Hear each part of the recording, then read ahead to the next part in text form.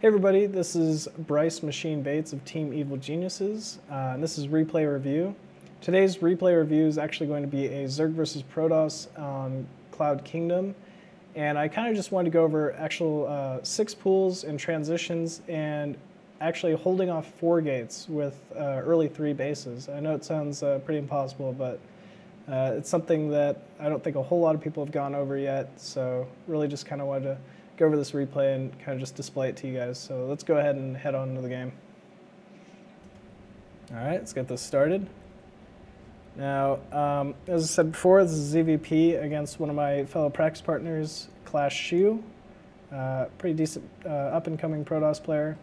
But this game, I really just kind of want to focus on, it's actually a 7 pool. 7 pool and like how to really transition out of a 7 pool in ZvP. If you can put your opponent on a build, meaning like you know that your opponent is going to open Forge Expand or Nexus first, which is actually very common nowadays in ZvP.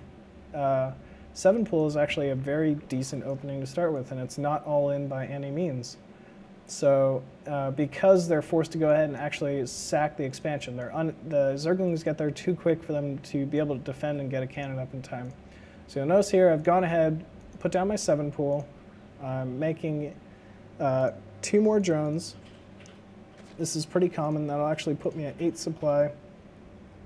And then beyond this, I'm actually just going to go ahead and save resources for the 7 Zerglings that are going to pop out. So he's able to go in here, scout with this probe, recognizes, you know, I'm up against a 7 pool. Then he's going to be forced to go ahead, throw down a forge at his natural, put a pylon in his main, and start producing a cannon. So I do an extractor trick to get myself that extra supply so I can go ahead and build my 6 Zerglings at the same time. And then beyond that, I'm just going to go ahead and start building an Overlord. Like I said, I have no intention at all of trying to end the game right here. And once this Overlord gets up, I can go ahead and start up Zergling production, or drone production again, start my Queen. But first off, the most important part in this game immediately is actually the trade that I'm going to try to receive with these Zerglings. The nice thing is, no matter what, I have map control right now. There's nothing he can move out with on the map that's going to prevent me from just kind of killing whatever steps out of his base. But as I said before, because of this 7 pool, he's forced to go ahead and just sack these. And most people will just start attacking this forge right now. No. I know that he has a cannon building in his main right now, and I need to try to get any trade I can as far as like trying to trade Zerglings for probes. So he's done a very good job here clumping up his probes, having very good control. 1 probe will fall, and then he's actually able to go ahead and get the cannon up with very minimal losses. Now actually most people consider I'm actually far behind right now. Typically you want to try to at least get 2 to 4 probe kills, but I was really unable to do so because he had very good control, very good timing, and understood the situation and, you know, just dealt with it accordingly. So the first thing I'm going to do here is I'm going to kill off this forge. I don't want him to build any more cannons inside his main. I want him to feel vulnerable to where he could possibly lose to an all-in, even though I have no intention of an all-in whatsoever. Now I've gone ahead, started a 3rd. I haven't built a single other Zergling this entire time, and you'll notice here that he's produced a pylon at my natural. Now this is going to play into his plan later on actually.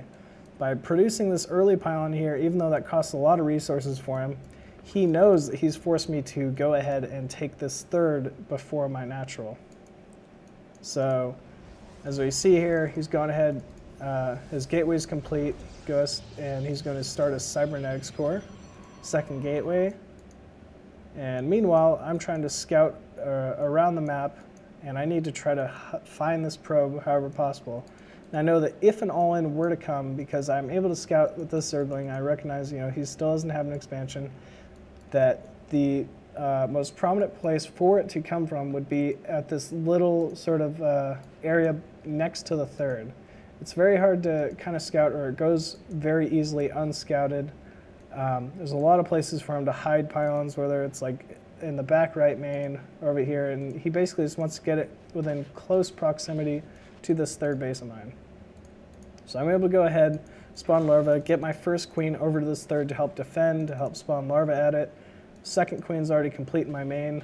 I'm transferring drones, and I still see nothing at this expansion. I recognize that this is actually a little bit fishy here. Meanwhile, if you look inside his main, he's got 4 gateways building, a 5th on the way. This is a very hard 5-gate all-in. And now I know most people would think there's no way, especially off even harvester count, that you're able to hold a 5-gate, just with along with 3 bases and only zerglings. But it's actually very possible, and a lot of it has to do with being able just to scout it out, whether it's scouting this expansion timing or trying to scout this probe at the bottom right, with early zerglings and fend off the timing, or at least scout it coming. So I'm able to produce a bunch of zerglings here. I recognize, with this early stalker is telling me I'm going to play aggressive. If I had seen a sentry over here or a sentry moving out, I would think he's possibly playing defensive, but my overlord's able to scout everything that moves out of this ramp, and I recognize some sort of all-in's coming, so I'm able to just go ahead, produce as many zerglings as I can at this point, and I really need to prevent these pylons from getting up however possible. So I'm able to pick off this probe. I recognize that no more proxy pylons will be produced, and I see that he has actually a very close proxy pylon here as well. Now I don't want to engage this, that's a lot of zealots, and if I can just go ahead, fall back, get closer to my rally, and then use my queen on creep to engage, I'll get a much more efficient trade. So I obviously took my Vespian geysers, recognized what the build was, chose not to mine from them, and I haven't produced drones at my natural because I recognize I need all of the larvae I can just to try to fend off this attack. I get a very good surround on creep, I'm able to pick off these stalkers, they're key, they're the highest DPS unit in here. So I really need to target those down as quickly as possible and just try to prevent any reinforcements from coming. And just by having a good rally of zerglings, not missing injects, building, basically, recognizing the build and building as many zerglings as possible, I'm able to go ahead and fend off this timing with relative ease. And I forced the GG. There's no coming back from that. All right, guys, once again, I am Machine Bates of Team Evil Geniuses. If you guys enjoyed this or learned something from it, go ahead and head on over to evilgeniuses.net, and you can check out this replay review and a lot of others like it. So once again, thank you guys for tuning in, and we'll see you next time.